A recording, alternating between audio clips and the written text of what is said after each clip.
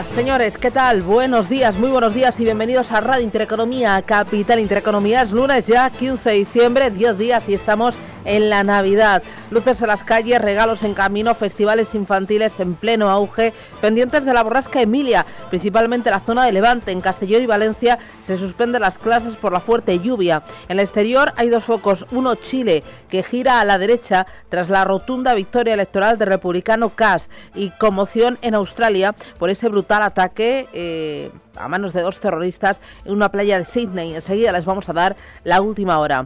Aquí en casa, pensando ya en la Navidad y en cumplir tradiciones. Pedro Sánchez, el presidente del Gobierno, comparecerá en rueda de prensa para realizar su habitual balance de fin de año. Lo hará tras la traca de detenciones de la semana pasada. El momento es extremadamente delicado para el Ejecutivo y para el Partido Socialista por las detenciones, las denuncias de acoso sexual contra algunos dirigentes y los casos de corrupción. Una traca de noticias que en el gobierno de cualquier otra democracia europea pues haría disolverse las Cortes. Pero aquí Pedro Sánchez se esconde en Moncloa mientras sus candidatos autonómicos se hunden en las encuestas. Las denuncias de acoso y abusos sexuales de los últimos días contra una decena de dirigentes socialistas han impactado directamente en una de las principales banderas del Partido Socialista, el feminismo. El partido trata de capearlo, asegurando que están actuando con contundencia y con transparencia. Esta será una de las principales cuestiones que se prevé que copen la rueda de prensa de Sánchez, que ha expresado su determinación de seguir al frente del gobierno. Gobernar es un honor y gobernar encima en un momento como este, mucho más, porque gobernar es dar la cara, gobernar es estar a las duras y a las maduras, gobernar es afrontar los problemas y dar soluciones.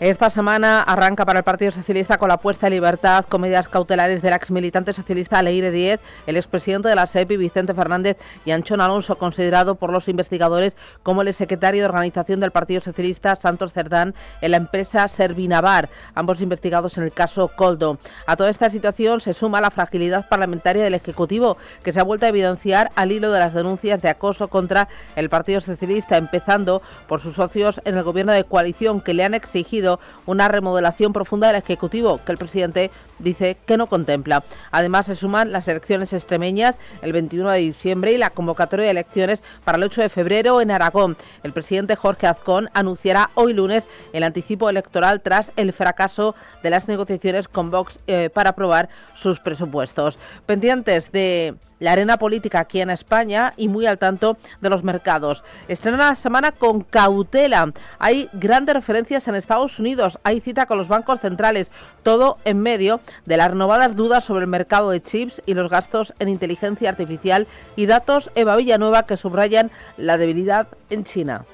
Pues sí, efectivamente, y en este escenario y en esta semana, que para muchos es la última del año, dado que la semana próxima comienzan todas las festividades por Navidad y en la antesala de la cuádruple hora bruja, los futuros de Wall Street están registrando pocos cambios tras una semana mixta en Wall Street, en medio de lo que estamos viendo como una fuerte rotación del sector tecnológico hacia sectores del mercado que cotizan con valores más bajos, con valoraciones más baratas. El S&P va a partir desde los 6.827 puntos tras una jornada de viernes de varapalo en torno a la inteligencia artificial, tras esos resultados de gigantes de Estados Unidos que pesan todavía hoy en el mercado asiático e incluso, por supuesto, en los futuros del mercado americano. Vemos a los futuros del S&P precisamente dudar, movimientos estrechos y que a esta hora están avanzando por la mínima, aunque también están con dudas los operadores, al tiempo que vemos como en Asia pesa y mucho el lastre de la tecnología y en Japón y en Corea del Sur los principales movimientos que hoy se ven lastrados. Todo esto en el inicio de una semana marcada por decisiones claves de bancos centrales y de datos claves en Estados Unidos que van a vigilar muy de cerca los operadores. Los futuros del S&P suben por la mínima, los rendimientos del Treasury americano, el bono americano a 10 años, se ha relajado en 4,17,8% y vemos como el índice dólar, esa moneda fiat enfrentada frente a esa canasta de las principales divisas, que se sitúa esta mañana en esos 98,36 unidades. Todo en una jornada, como decimos, donde en Asia hoy pesan las caídas. Japón, también Corea del Sur. El índice Nikkei es uno de los grandes vapuleados esta mañana, con el lastre de gigantes como SoftBank, que pierde un 7%, y todo en una jornada donde pesan mucho los datos de debilidad económica en China, mirando al consumo y mirando a la inversión, como la producción industrial. En este escenario resulta clave mirar cómo en el mercado de las materias primas el oro esta mañana se revaloriza, sube un 1%, $4.342, y vemos como en el mercado de las materias primas el Brent sube también 0,43% hasta los $61,38, el West Texas $57,70, después de haber visto esas tensiones entre Estados Unidos, Venezuela y otros lugares que han impulsado los precios, y en un escenario donde el Bitcoin también está rompiendo con 3 días de pérdidas. Importante esta semana, los bancos centrales celebran su última reunión, Rubén Gil, de este 2025. Así es, buenos días. En los próximos días vamos a conocer decisiones de tipos de interés, decisiones de política monetaria del Banco Central Europeo, del Banco de Inglaterra, del Banco de Japón. También se reúnen el Banco de Suecia y el Banco de Noruega. Además de los bancos centrales, en Europa se van a publicar como referencias mañana martes los PMI de la eurozona y la encuesta ZEW en Alemania. El miércoles tendremos la inflación en la eurozona y Reino Unido, el índice IFO en Alemania, y el viernes el GFK de consumo también en Alemania. En Estados Unidos, la agenda de la semana viene marcada por las cifras de desempleo de inflación. Mañana martes vamos a tener esa tasa de desempleo del mes de noviembre junto a las cifras de PMI y a la evolución de las ventas minoristas. El miércoles comparecerá el gobernador de la Fed, Christopher Waller. El jueves tendremos dato de inflación y el viernes el PCE deflactor. Por el lado de los resultados empresariales, publican cuentas compañías como Micron Technology, FedEx, Nike, General Mills y Carnival, entre otras, y además hay que tener en cuenta que el viernes se celebra cuádruple hora bruja en los mercados. Atentos a otras compañías como SpaceX. La compañía aeroespacial ya ha anunciado y ha iniciado conversaciones con banqueros para que la asesoren en su más que posible oferta pública inicial. Roberto Sol, buenos días. Buenos días. Según los últimos informes del medio, los bancos de inversión presentarán sus primeras ofertas iniciales en estas próximas semanas. Esto podría hacer que la valoración de la compañía superara el $1 billón, aunque de momento no hay ningún movimiento oficial. El periódico señala que el propio Elon Musk ha confirmado los rumores de esta posible OPI a sus empleados este pasado viernes. Son nuevas informaciones que van en línea con la carta que publicaba el director financiero de la empresa Ben Johnson el mismo día. En ella, Johnson señalaba que SpaceX ha aprobado un acuerdo en el que los inversores nuevos y existentes y la compañía comprarán hasta $2.560 millones en acciones de accionistas elegibles a $421 por acción. Además, explicaba que todo este capital será usado para construir centros de datos en el espacio, enviar misiones tripuladas a Marte y construir la base lunar Alpha, entre otras cosas.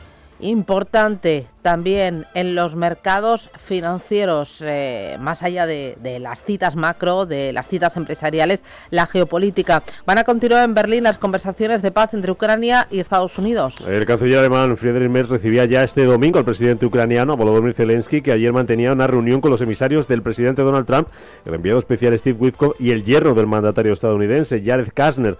Zelensky mostraba su disposición al diálogo, señalaba que lo más importante es que el plan de paz sea lo más justo posible, sobre todo para Ucrania, y ofrecía la renuncia de Ucrania a entrar en la OTAN para facilitar el acuerdo de paz, aunque eso sí, siempre a cambio de garantías de seguridad por parte de Occidente. Desde el principio la principal condición de Ucrania, o quizá no una condición, sino más bien un deseo, era la adhesión a la OTAN, y eso suponía garantías reales de seguridad. Esta dirección no fue respaldada por los socios de Estados Unidos y Europa, reconocía Zelensky. En paralelo a esas conversaciones de paz que van a seguir hoy en Berlín, los ministros de Exteriores de la Unión Europea tienen previsto dar luz verde también hoy a más sanciones contra los buques que ayudan a Rusia a esquivar las restricciones a su petróleo, y van a abordar también las garantías de seguridad para apuntalar el futuro de Kiev. La reunión de los ministros de Exteriores va a servir además para preparar la cumbre europea que comienza este jueves, y en la que los líderes de los 27 tendrán que convencer a Bélgica para que levante su veto a que los activos rusos congelados se puedan usar para la reconstrucción de Ucrania y para financiar a su ejército y a su economía. Un día después, el viernes, Vladimir Putin, el presidente ruso, va a pronunciar su habitual rueda de prensa de final de año. Son las 7:10, están pasando más cosas.